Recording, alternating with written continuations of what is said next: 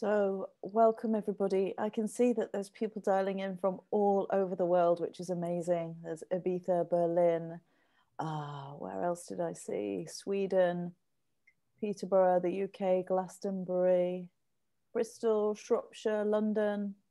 I'm sure if it's like all of the other sessions, we'll be spanning the world. And there may well be more people landing. But I'm going to start and I'll unpin myself shortly. But the first thing to say is that this session is being recorded. So I have highlighted Chris. So the only thing that will be seen on the recording is Chris's talk, apart from this bit where I'm introducing him. It'd be great if you want to leave your cameras on, and if you prefer to have them off, or you need to have them off, if you're dialing in from work or you don't have privacy, then that's fine as well. So I'm really, really excited about this talk and this presentation. It's so good to welcome Chris. I am in ongoing shamanic training with Chris. I consider him to be my teacher of this work, and one of the most humble teachers and the most thorough teachers that I've ever had the pleasure to work with. And what I love about Chris, I met him almost 2 decades ago now, believe it or not. And even then, the person that we connected through was kind of like, Chris is like a workman. He comes in, he gets out his tool bag, he packs up and he leaves. And everything was pristine and well held without ego. And in his teachings, this is my interpretation, by the way, not Chris's, I feel that he doesn't teach you how to become a shaman. He teaches you how to live in integrity, in alignment with nature, in balance with the cycles of life, and to walk a path of beauty as a sacred human rather than a two-legged. And maybe Chris will want to say more about that afterwards, but it's my ongoing pleasure to work with him. His book is part of our core reading on our breathwork training. And all that remains is to say welcome, Chris. Really lovely to have you here. Thank you. Real good to be here. And is it correct we have 1 hour for this session?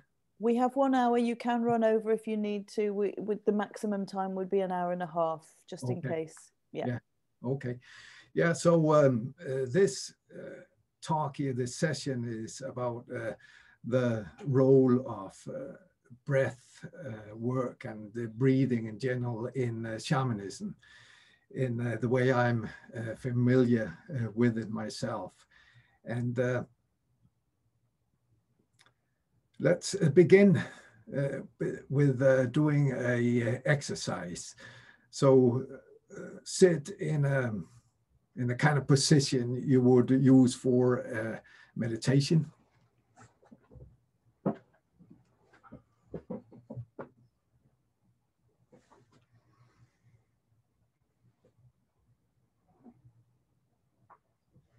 But we will keep the eyes open.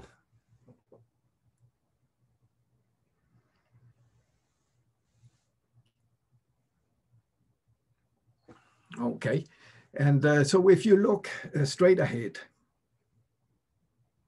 and in this case that will mean you're looking at the computer, at the screen, then bring your hands into this position here, but all the way up above the neck, so the hands are in front of your face. So we just wait until we have everybody do this.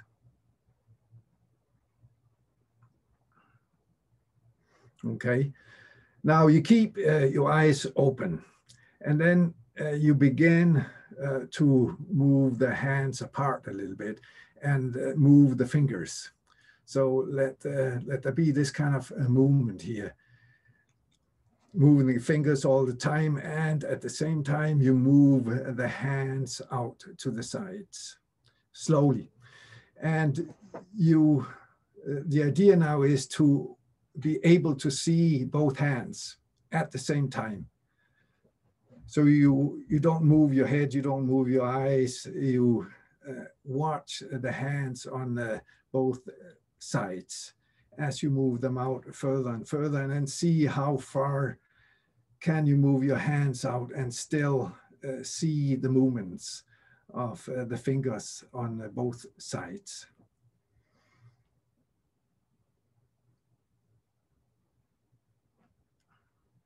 Okay, so now keep watching both hands simultaneously. Then at the same time, see the screen in front of you. And at the same time, add now the ceiling. See if you can include the ceiling in your vision without moving your eyes.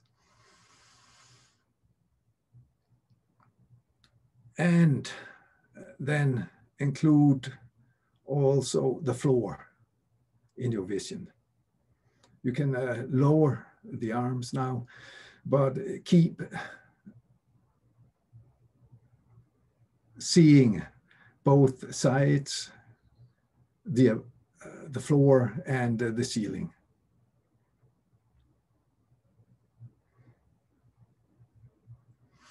So this, we call this shamanic eyes. This is a soft way of looking that is used by indigenous people. Now, as you are doing this, as you keep your, we call it the eagle eyes, as you keep your eyes in this way of using them, then slow down your breath.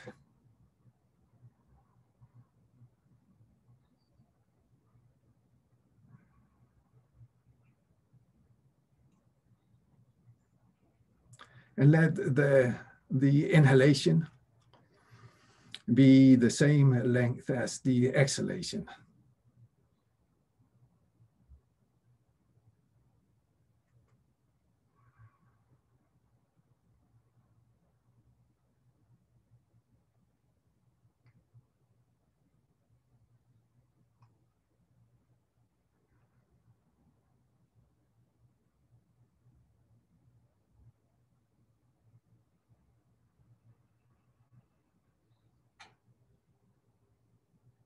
And as always with this kind of breathing, make sure that the breathing includes the stomach. There's expansion of the lower part of the stomach when you breathe in.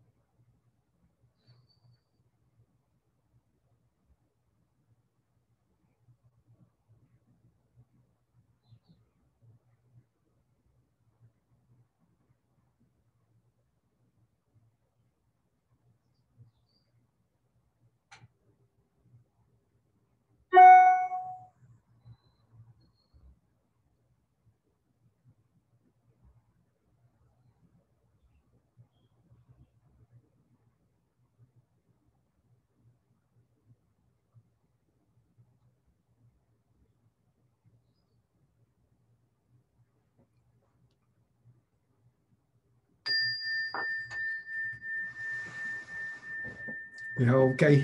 So there are different names for this method, this way of using the eyes, but it's called owl eyes, it's called eagle eyes, and it is the way that shamanic tribes, indigenous people use their eyes. It's a different way than Westerners use their eyes. In the Western civilizations, we have shifted our ways of using the eyes, especially in the last 50 years. So we have moved away from the more natural way, which is the eagle eyes. And nowadays we have a very narrow vision, a narrow way of using the eyes. And as you can imagine, it has to do with the educational system, where we focus on a very small surface, such as a book. And nowadays, mobile phones, computer screens, televisions. So the vision is narrowed hugely in the West. And they have done brain wave scans in laboratories where they measure the brain waves of people who go into eagle eyes. And they found that the moment you go into that way of using your eyes, almost instantaneously, you go into a meditative state. Basically, your mind calms down, and the moment you are using the tunnel vision, the narrow view, so to say, on a physical level, you go into a busy state of mind, a state that is dominated by constant thought, and also fear and stress. And this difference between eagle eyes and then the tunnel vision is something that I have noticed when I lived with indigenous people, that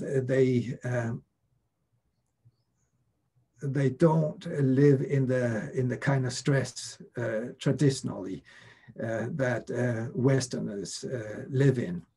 And it has a lot to do with the way they use their eyes. There's a little story about it, that there was this Swiss pioneer psychologist called he was Carl Gustav Jung was his name. He was living at the same time as Sigmund Freud.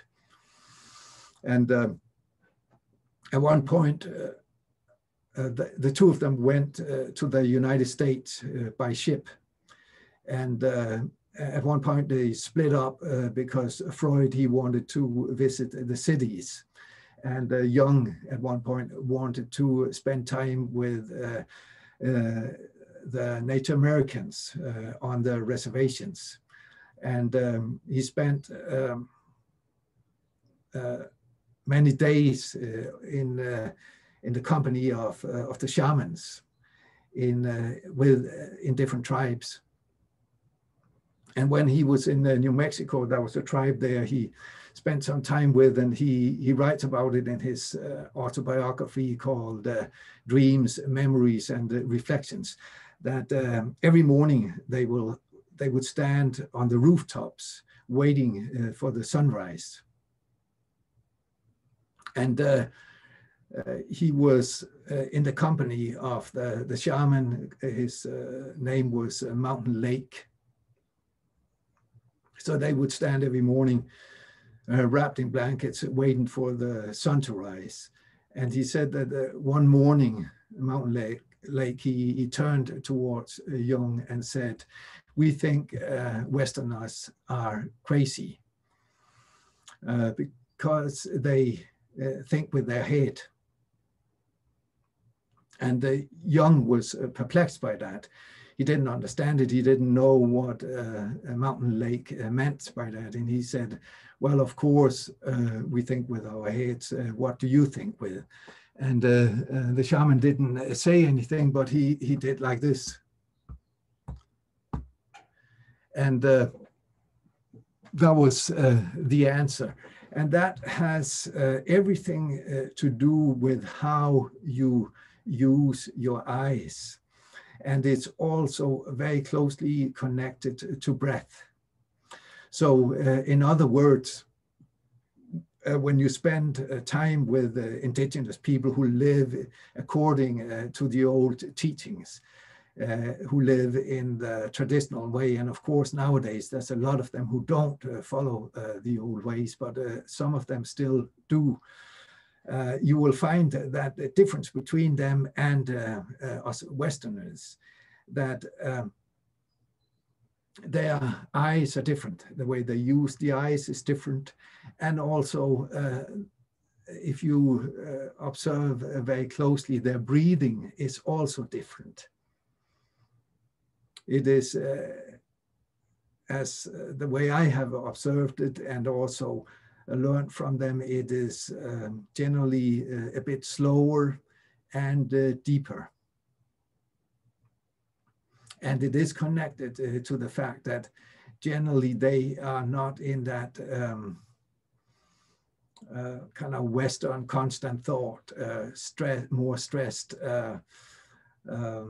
mode, brain waves that are in what science called beta waves. They live spend much more time in alpha state, which is a calmer state of mind, and directly linked into how you use your eyes and how you use your breath.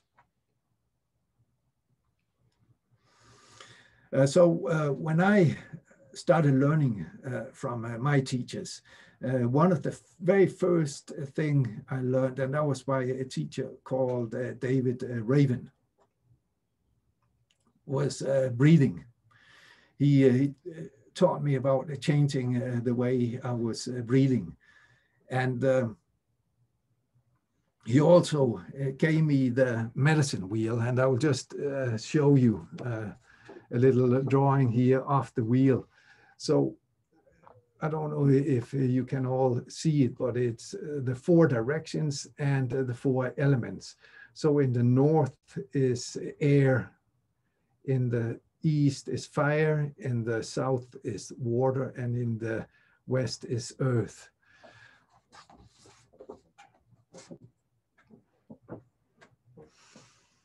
And the medicine wheel is basically a map of reality. And it is also a map of the human being. So it has a micro level and a macro level. So it's a map of the cosmos, of the universe. And it's also on a micro level, a map of the human being. And we say in these teachings that the human being, as well as everything else you will find in creation, is made out of the dance of these 4 elements, which we also call the 4 daughters of beauty: air, fire, water, and earth. In the human being, the 4 daughters, they manifest in the north as our breathing, the air in our lungs, the oxygen in our blood. The fire is about 37 degrees Celsius, you know, the body temperature. The water is all the liquid in the body, which is at least 60%. maybe more than that. And the earth element is the solids, such as bone and muscle and so forth. And because shamans traditionally are very, very close to the four elements, very, very close to nature, they've always had an awareness of these four elements, the four daughters, including the air, even though you could say the fire is maybe the one that has the main focus in shamanism, with fire ceremonies being a major thing in traditional shamanism. And of course, the water is also an element, and you have brought a bottle of water. We will do a little ceremony with that one later on. And the earth itself, is considered the mother. And but the air, because it is it's more elusive. You can't see it as such. Can't really touch it in the same way as you can touch the other three elements. So it's different. But it is considered amongst the people I studied with, it's considered more mysterious in that way. And when you become aware of the air, let me give you a little example. There's a film called Pathfinder. If you're interested, I think there's more than one film with that title. So if you want to watch it, look for Pathfinder that has Ailo Gaup in it. Because the other Pathfinder movies are something very, very different. So if you want the shamanic one, it has a Sami reindeer herder called Ailo Gaup. Anyway, in this film, the old shaman sits in a kota, which is like the Scandinavian version of the teepee. He sits there with the apprentice shaman, a very young man, and he's teaching him, and then he walks behind him, and suddenly he puts his hands over the nose and the mouth of this young apprentice, and he's pressing very hard and kind of strangling him, so he can't breathe. And before he does that, he has asked him, what is it in this world that unites everything? And the apprentice can't answer. He doesn't know. And so that's when the old shaman, he does this to the apprentice. So he begins to strangle him. So he cuts off his ability to breathe. And the apprentice is kind of getting more and more red, in the head, and he's about to pass out. And then the shaman releases his grip and lets go, and the apprentice shaman is breathing in deeply and kind of recovering. And he says, the old shaman then says to him, "Now you know." And what he knows is that it's air. It's air that unites everything here in creation. And it is inside of us. It is all around us. And in the Western world, we don't have much awareness of it. We take it for granted. Whereas that is not the case amongst indigenous people. For example, when I studied, we had, I think they're called wind catchers. So it's like a branch that splits into two, and then you hang feathers and other medicines on it. And then they move in the wind. You place it in the ground, and that then becomes a shamanic power object that you connect with and pay attention to and learn from. And you begin to learn about the air, you begin to learn about the wind by observing this construct here. So they had ways that brought their attention, brought their awareness onto the wind. And like the wind, which is inside you, which is all around you,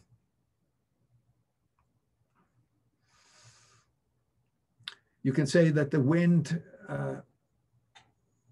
is a metaphor also for the sacred, because the sacred is also within us. It's all around us. So when I studied with these indigenous people, that was one of the things they emphasized to me, that I pay attention to the wind every day. Have an awareness of my breath every day.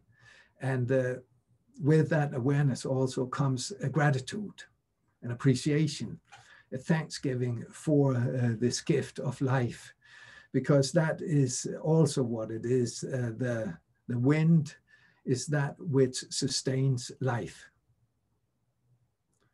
And that's what the old shaman there was showing the young shaman when he cut off his access to his breath. When the breath is gone, you're dead very quickly. So the wind sustains life. So the wind, you could say, is like a metaphor for the divine, for the sacred, for the great spirit, both within yourself and outside of yourself. So when you look deeper, and don't just look at the wind on a surface level, it begins to teach you. It begins to show you something about what I'm talking about here, the power that is behind the surface.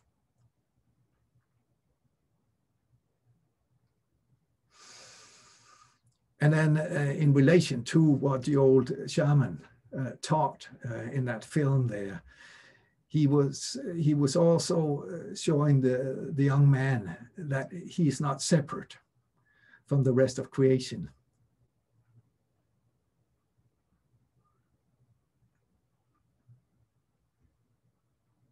That the wind, the air connects everything. And the wind we breathe now is the same one that our ancestors were breathing that in as well. So it's been here for thousands and thousands of years, and it's connected all creatures, the dinosaurs, the saber-toothed tigers, our ancestors, and it connects us with them today. It gives us a direct link to them.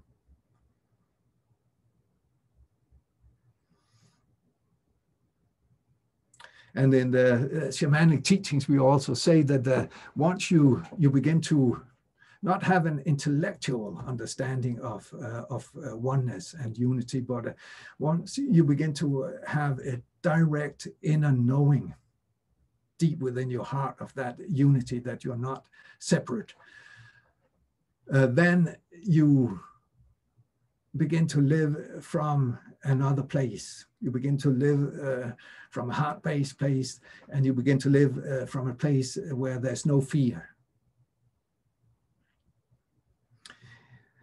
It is when we live in a consciousness where we see ourselves as separate from other people and separate from creation, separate from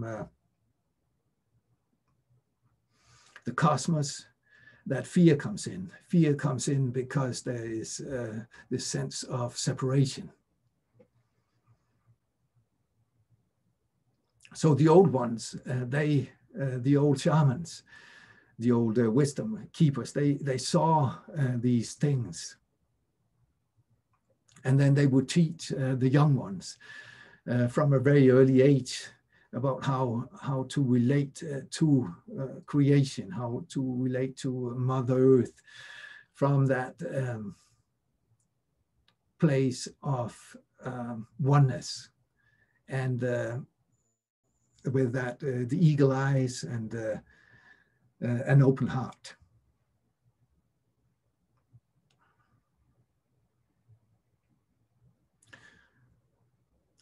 On another level in shamanism, breath plays an important role.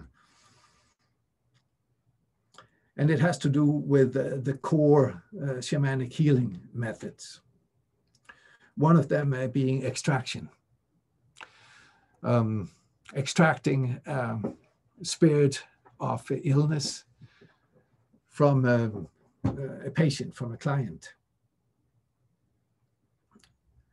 A traditional shamanic method for that is sucking extraction, where the shaman will suck out the spirit of the illness and then spit it into usually a container. Unless it's done outdoors, then just into the earth. But there, the power of the breath is used to heal, basically, to extract the spirit of whatever illness the client has.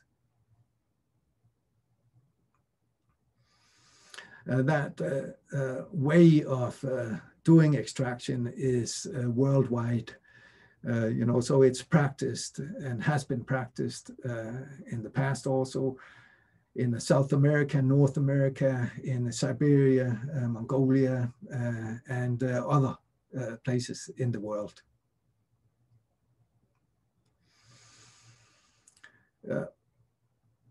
There is another example of using breath in shamanic healing would be soul retrieval. It's seen, again, this is a worldwide shamanic practice, it's seen to be the case that when human beings experience a trauma and they survive the trauma, what they do on a subconscious level, without being aware of it, is that they split off a part of themselves in order to be okay and not to suffer with the constant memory of the trauma. So in order to feel kind of okay, you split off a part of yourself, a part of your soul. And that, you could say it's an intelligent thing to do, because it separates you from the worst of the pain of the trauma. So you're kind of okay afterwards, and you get by in life, and you are kind of like everyone else, because especially in the West, there's a lot of untreated soul loss. So you are not abnormal, really, because most other Westerners have this constant soul loss, unhealed soul loss. Well, what the shamans traditionally do then is, when the client is ready, and that's of course the key thing here, only when the client is ready to have the soul back will it work. Then the shaman goes into an altered state of consciousness, goes on an outer body journey, tracks the soul, finds the soul, and brings it back. And the way it's brought back into the client in most shamanic cultures is through the breath then. So the shaman will use very strong breathing to bring that soul piece that has been brought back into the heart of the client.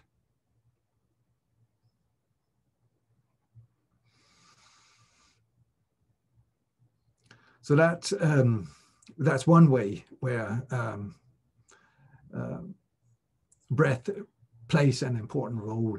Just to mention another couple of examples of the importance of breath in the shamanic traditions. One is the sweat lodge.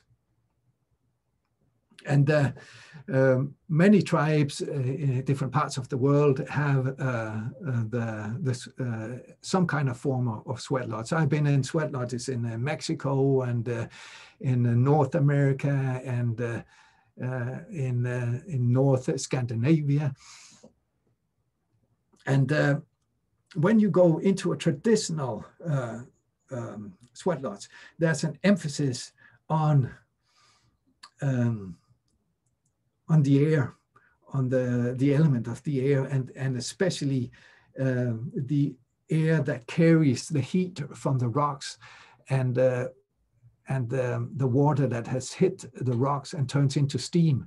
And then the air is the bringer of the heat from the rocks into the nostrils and into the lungs and into the body of the person who is in the sweat lodge. And so in a real traditional sweat lodge, there's sometimes a talk about the sacredness of the air that carries the heat and in the form of steam through the nostrils and into the heart. In the Lakota language, the sweat lodge is called the inipi. And that word inipi is closely linked to another Lakota word called Niya and Inipi. Niya is one of the three souls of the human being. So this is kind of a different teaching, but anyway, in shamanic cultures, it's seen that humans have three souls. And one of them is the Niya, which is the breath soul, the soul that carries your breath and keeps you alive. And where the two other souls can leave the human being and be gone for a while, and you're okay with that, but not the Niya. If the Niya leaves, you die. You cannot be without the Niya for a very long time. And so the sweat lodge has as a main element this Niya, the part of the soul that is connected to the air, that part of your soul that brings vitality, that brings vital life force, energy. And so you could say that life and vitality, vigor are closely linked to the breath and to that particular part of the soul which has to do with the breath. We don't have time to go into more details about that, but there's loads more that could be said about that. But just one more example of this sacred breath, which they call in the Lakota language Niya, is the pipe, the sacred pipe, the peace pipe.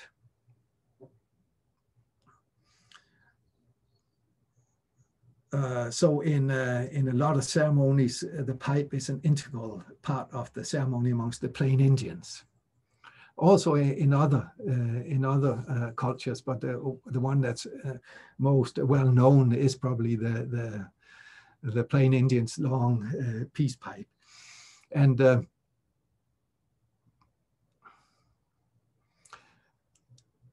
there it's seen that when you smoke,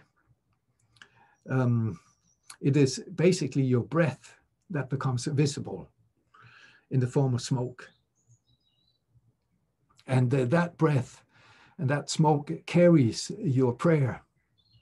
So they come from the lungs, they come from the heart, basically. The prayers come from the heart, surrounded by the lungs. And then you breathe out, send the smoke out. And the smoke goes out and merges with the air, and therefore becomes one with the air and becomes one with everything in the creation.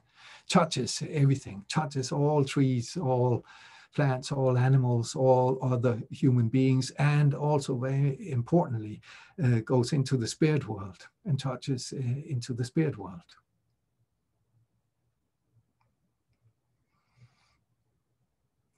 So, in other words, amongst indigenous people, amongst the elders, amongst the wisdom keepers, the shamans, there is what you could maybe call an esoteric awareness of the wind and breath, and the spiritual significance, the kind of hidden esoteric teachings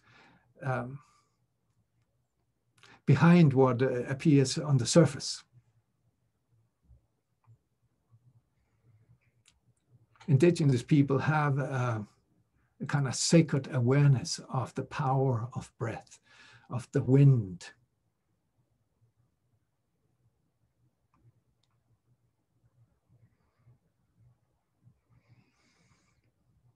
On a modern day level, they have measured that the average human being takes 25,000 breaths a day. And in shamanism, you have an awareness of your breathing in traditional shamanism. And it connects you basically to the sacred, to the mystery.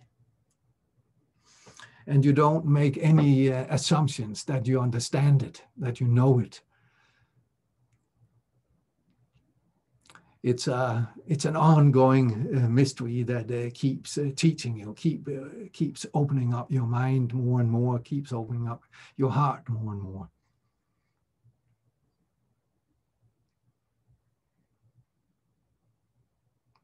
Yeah, okay.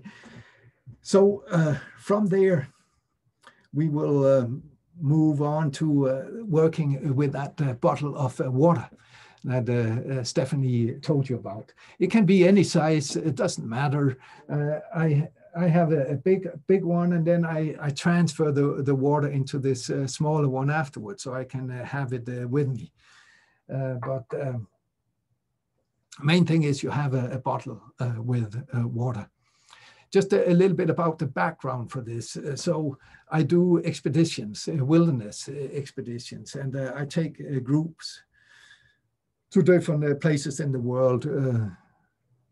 In the beginning, I took people to Mexico, and then I've been doing expeditions in Lapland, in the Arctic, and more lately to Mongolia. And Mongolia is a place where shamanism, after the communist regime collapsed, shamanism came back alive in Mongolia. I think they reckon there are now 45,000 shamans in Mongolia. So it's had an incredible revival. And we were there, not last summer, but the previous summer, and hiked through the steppe and met with Mongolians and did shamanic ceremonies with them. And learned from them. So this method here is based from that part of the world, comes from that part of the world, how to work with water and breath. And again, in Mongolia, they also worked a lot with the breath and had an awareness around breathing, like I said, they have in other shamanic cultures.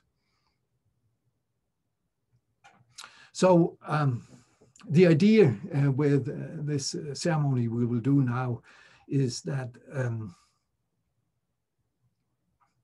shamans always work with spiritual energy, with what is called sometimes in the West nowadays called power, shamanic power, medicine power. And traditional shamans, they on a daily basis, they fill themselves with the sacred power. It's part of the daily practice. Starts in the morning. You know, I was taught different ways to do that, but one of the ways is to work with water and breath.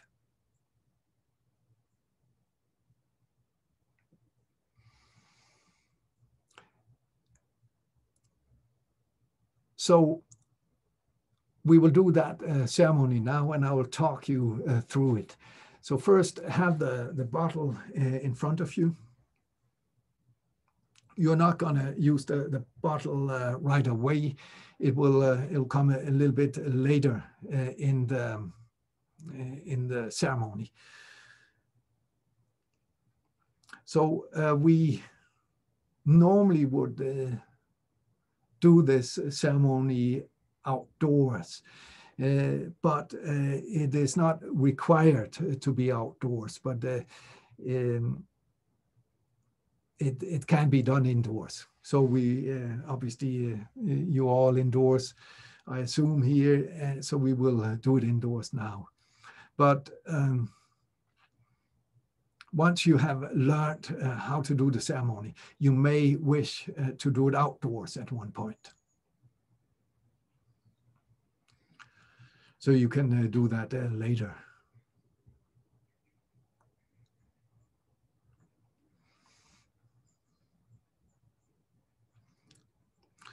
Yeah, and also usually it's done standing.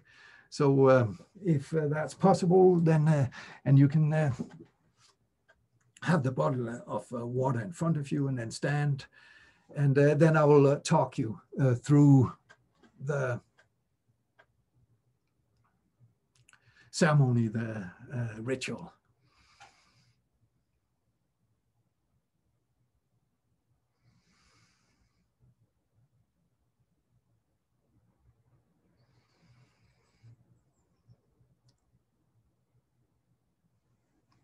Okay, so have a good distance between the feet.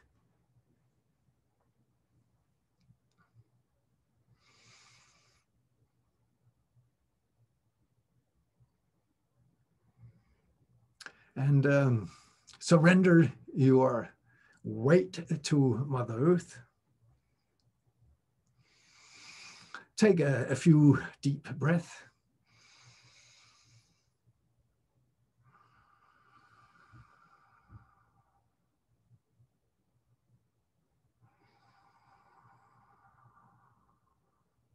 And if you have your eyes open, then definitely use the eagle eyes. You can also close the eyes.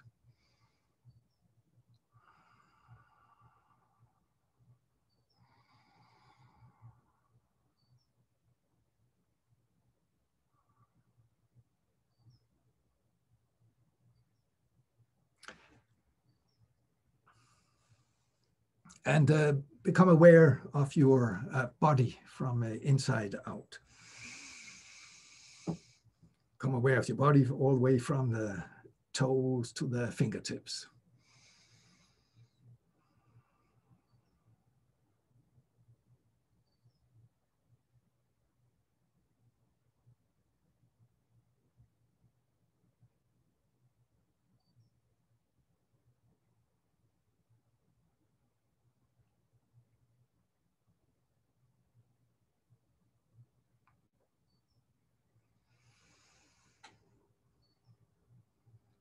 And now expand your awareness so it also includes the egg that surrounds the body, this energy egg, what we call the luminous egg that surrounds the body.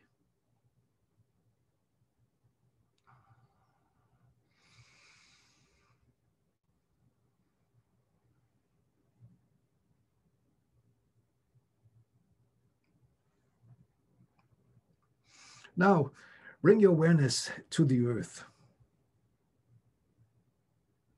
and ask Mother Earth to share some of her energy with you. And with your breath, begin to pull it up towards the heart. So it's double, so to say. It's an invitation on the one hand, a prayer on the one hand, and then at the same time, you also pull with your breath.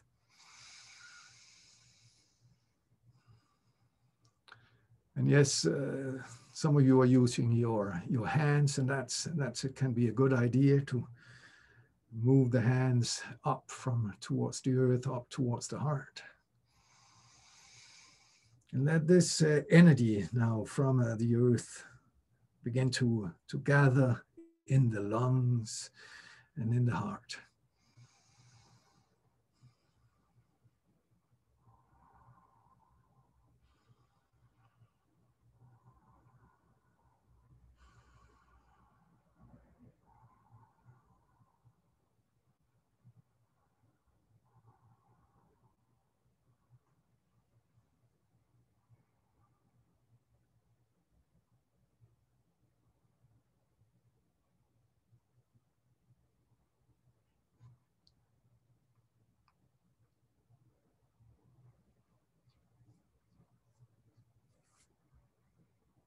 Now shift your awareness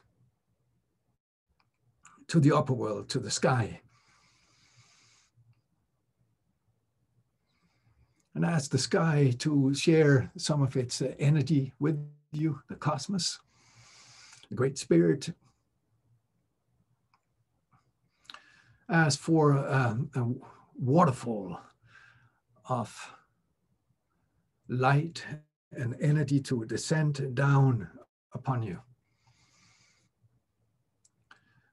Coming in through the crown in your head, at the top of your head, through the brain, through the throat, down into the chest, into the heart, into the lungs. Use your breath. And again, like with Mother Earth, it's twofold. It's a prayer, it's an invitation on the one hand, and on the other hand, you use your breath from the belly to bring that light and energy into the heart.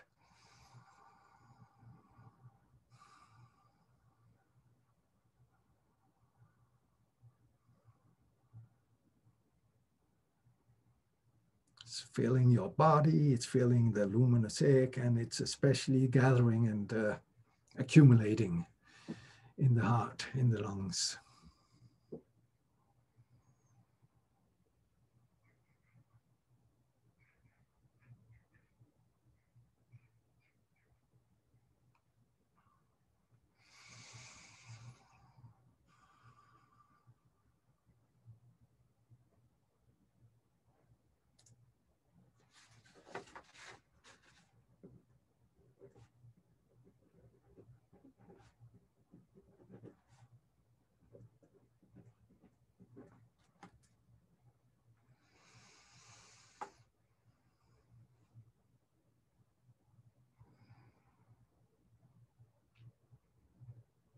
And take a moment to feel this power that has gathered in the heart center.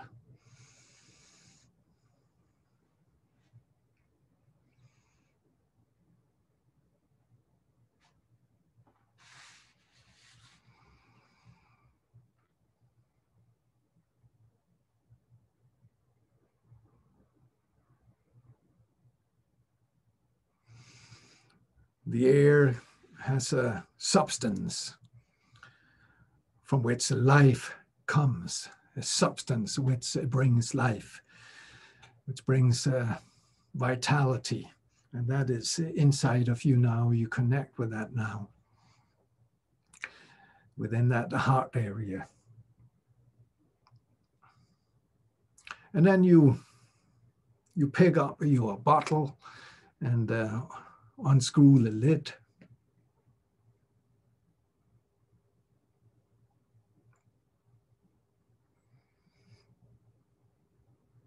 And then you tune in to the water.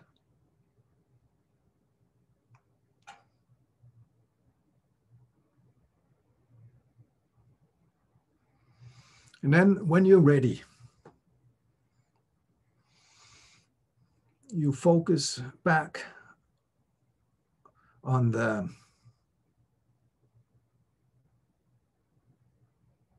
wind energy you have accumulated in the heart. And when the timing is right, you breathe that power, that sacred power, that spiritual power into the water 4 times and charge the water with that sacred gift from the wind, from the earth, from the sky. 4 times.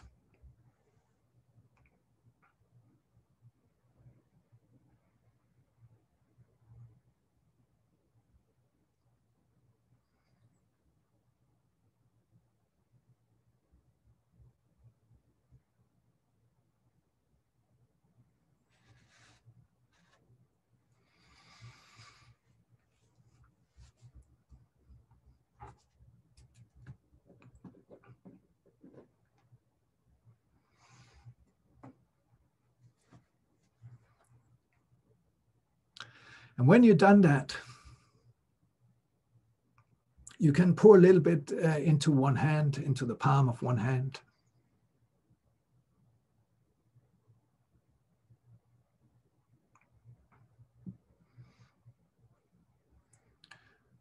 And you can bless yourself with that water. You can put it on the top of your head.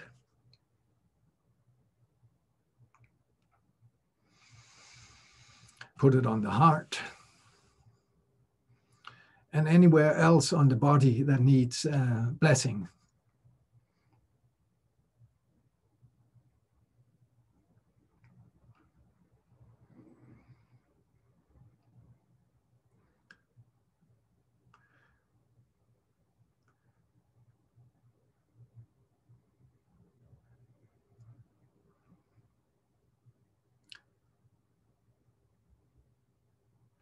And then you can pour a little bit more into the palm of your hand. Put the bottle on the table, put it down. Then rub the water into both palms of your hands, and then bless the luminous egg that surrounds the body. The energy field around the body. Get that medicine power, that shamanic power into the luminous egg.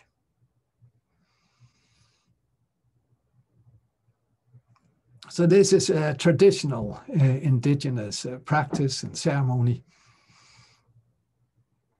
done every day, every morning by some of these tribal people, so that you can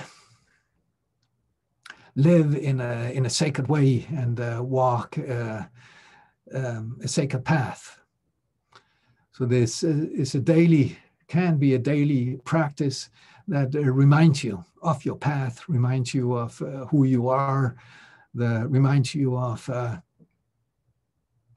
the sacred wind and that substance in the wind that gives life, that sustains life, keeps you alive. And if you do that, then you begin to move out of your head, not living so much in the head, and begin to live more in your spirit, and begin to have a direct connection, direct understanding of the power of the wind and your own breath, and the sacredness of life, the sacredness of creation, and the four daughters of beauty become your close friends.